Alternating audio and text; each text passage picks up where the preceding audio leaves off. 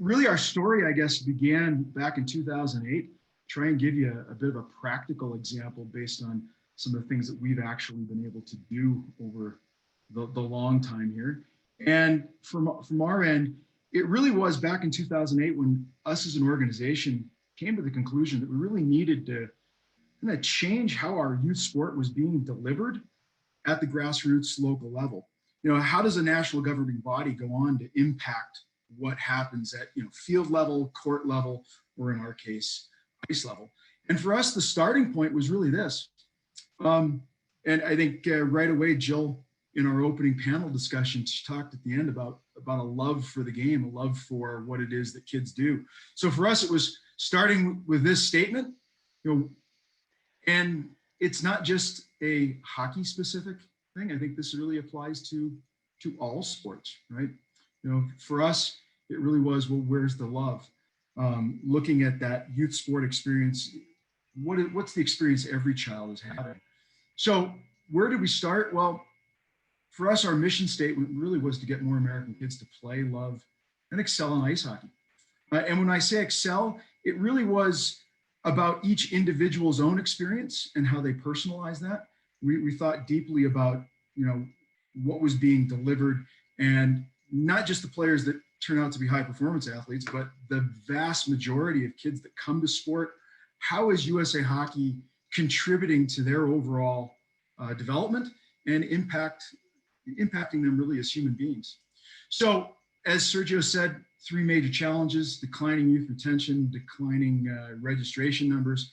And we did have some concerns at our world ranking because as Americans, we kind of wanted to be good at whatever it is that we try and do, just like everybody else.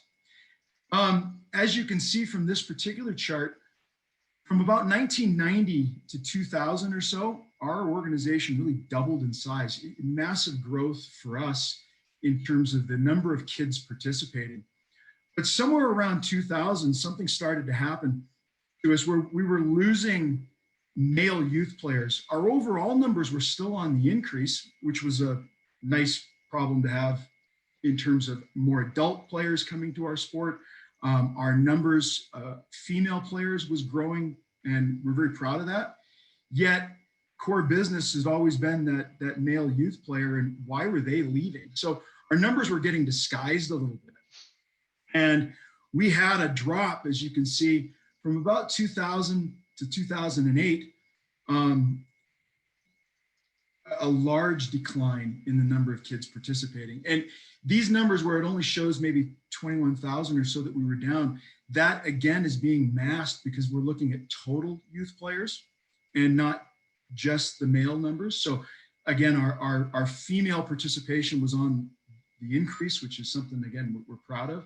But for us, we were bleeding out every year reduced numbers of children playing. So this was a real big concern, especially for people like myself and the others that work at USA Hockey, where we're like everybody else involved in sport. We have a real passion for our game, and it was difficult for us to understand why kids might not have the same love that we had. Why were they leaving? So we decided to make some changes, and the principles that really we looked around were, first, age appropriateness. For us, what we're delivering to kids, was it matching the needs of the kids at every age and stage through their growth and development? Physical literacy was also important to us, and maybe not just when we think of it from a physical movement standpoint, but from a confidence, competence, an overall holistic approach to the kids' well-being and development. That was really important to us because kids only come to ice hockey for a couple of hours a week. And we looked at the big picture and said, what are we doing for the kids' overall development here? And how do we fit within their life and the time that they spend with us? Can we contribute to that overall wellness and well-being? And that ties in with multi-sport participation. Also important to us in telling our kids and our families that it is important to go and play other sports. At the highest level of our game, the National Hockey League is the pro league globally that has the best players. And 98% of the players that play in that league reported in 2018 that they were multi-sport athletes till at least 14 years of age, and the majority till at least 16. So multi-sport participation is something that we promote and try and develop strategies to help diversify for our kids.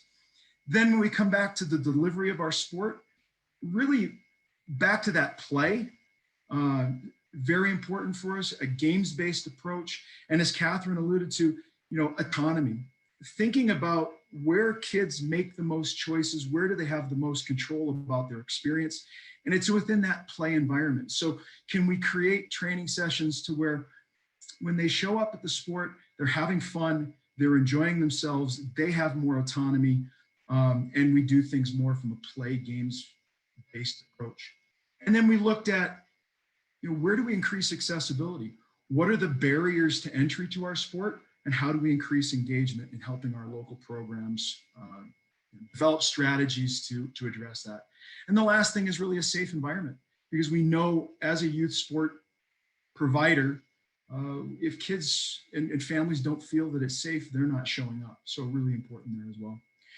Some things that we had to do early on to make changes from a board of director level. These are things that in an organization at 60,000 feet, having that oversight and leadership, our board was able to make some changes that mandated structurally things that happen within our sport. And the first thing was changing the playing surface size for our kids.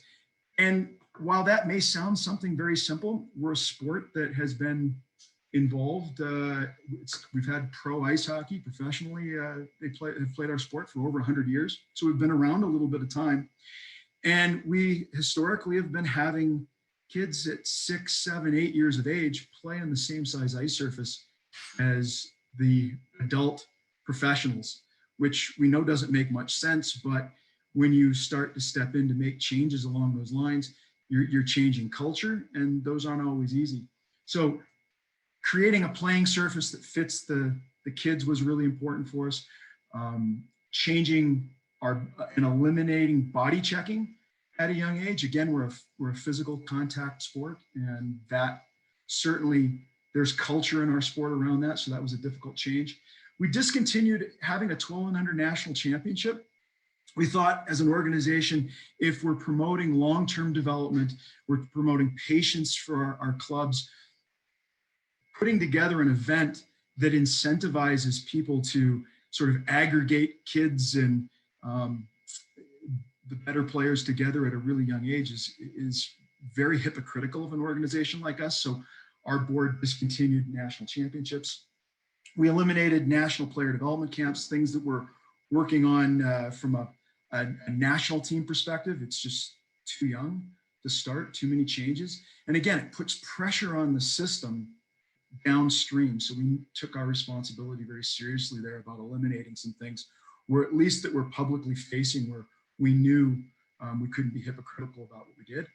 And then the last thing, where I think this group is very interested in, it's mandating additional coach education, helping build an awareness in our coaches of what might be age appropriate, how to develop more autonomy, how to deliver our sport better at the grassroots level.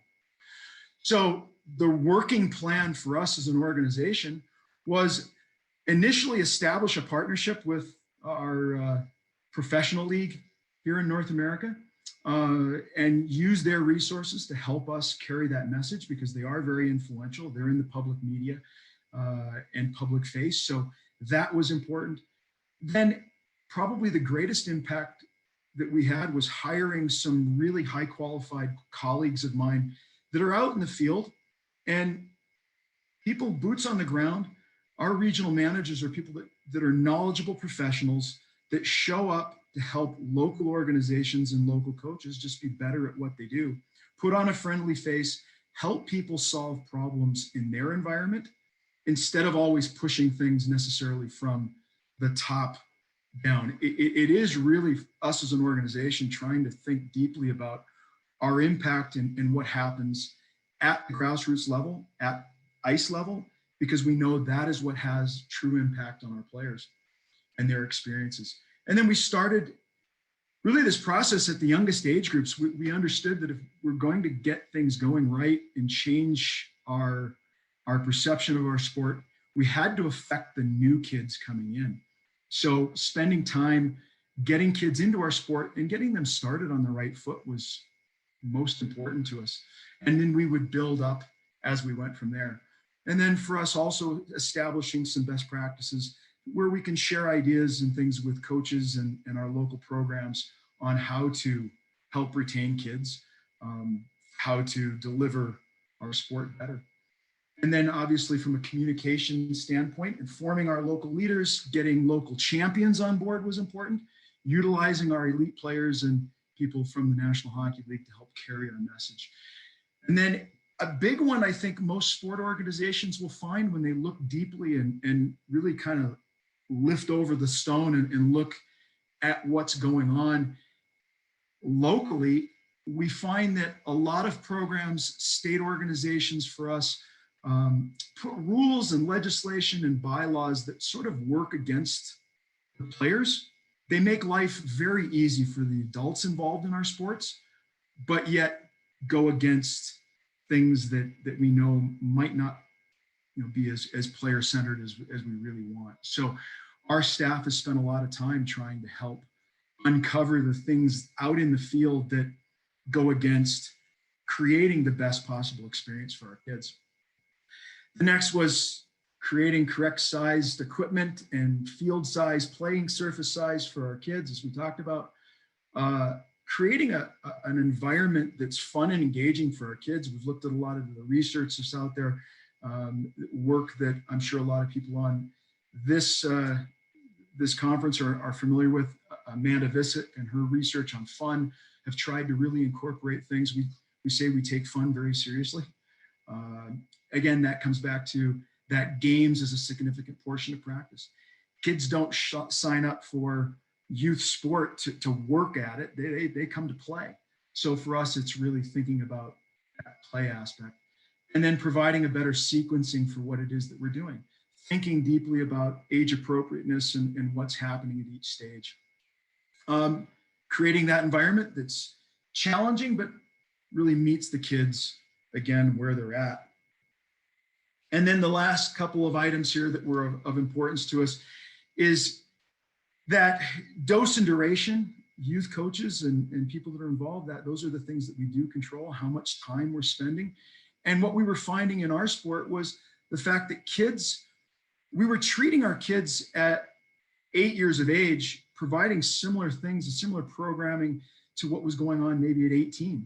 And we know those things don't line up. We know that it's important for them to take some time maybe away from our sport, to go do other things, to broaden that experience so that when they do come, spend quality time in our sport. So dose and duration were important. And then the last thing was we had youth programs that were creating the same team sizes that our professional teams had. And that doesn't provide a great experience when kids show up at competition. When we wanted smaller teams, smaller roster sizes, so that when children show up to a competition to play, everyone plays and everyone plays a lot. So those are some of the major changes that we've gone through. And then lastly, really connecting with stakeholders and understanding the messaging that they were delivering at the local level. And whether that's the kids involved, the parents, the coaches, the clubs, the facilities, our internal structure, what's the message being delivered? And I have a cartoon that's up here on the screen. We had a local program that, for example, that sent out 2,000 flyers into their local community saying, hey, come play ice hockey, come give it a try. And nobody showed up. And they had this wonderful paragraph written about the qualities that we all know youth sports can bring. Yet this was the picture that was at the top of the screen. And they couldn't figure out, well, why no one showed up. And if I'm a new parent thinking about, why would I bring my kid if that's what my child's going to look like when they're done? So helping craft the message, helping understand the messaging that's going on within your sport, really at the grassroots level, helps us understand the experience that our organizations and our coaches are providing. So that was really important. So where are we at now? To kind of wrap things up. These numbers are for 2018, 2019. COVID kind of in our registration sort of hit the tail end of things. So our numbers are a little bit off this past season, but really looking at where we're at. And again, this is total youth numbers. So we're pleased that we've made some progress here in our total numbers that have grown. But I think for a sport like us, the things that really matter most are that retention. And as you can see, our retention numbers have improved considerably. The kids that were 7 that came back as 8, we still have a lot of work to do.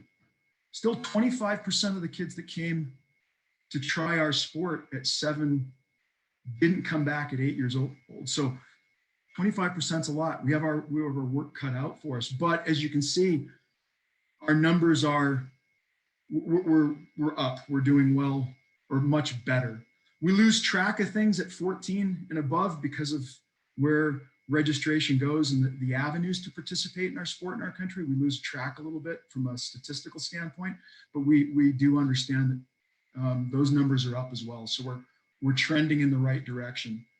And just as a outside corroboration to that, here's a stat from 2017, a tweet that was put out by the Aspen Institute looking at youth sport, taken from the sport and fitness industry, looking at participation. And as you can see, things were moving in the right direction.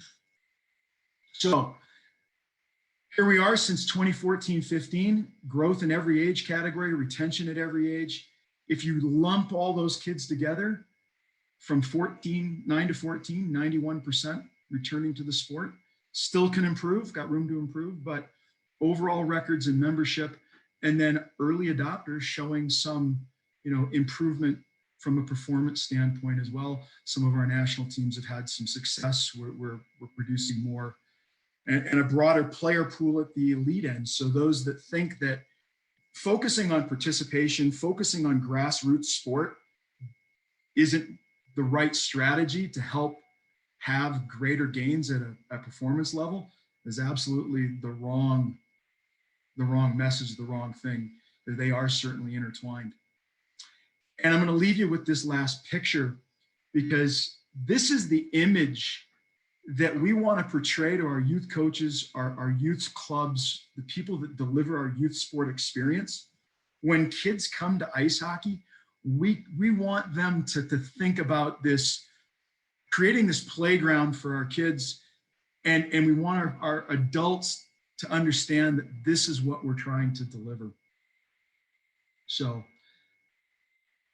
thank you for the time.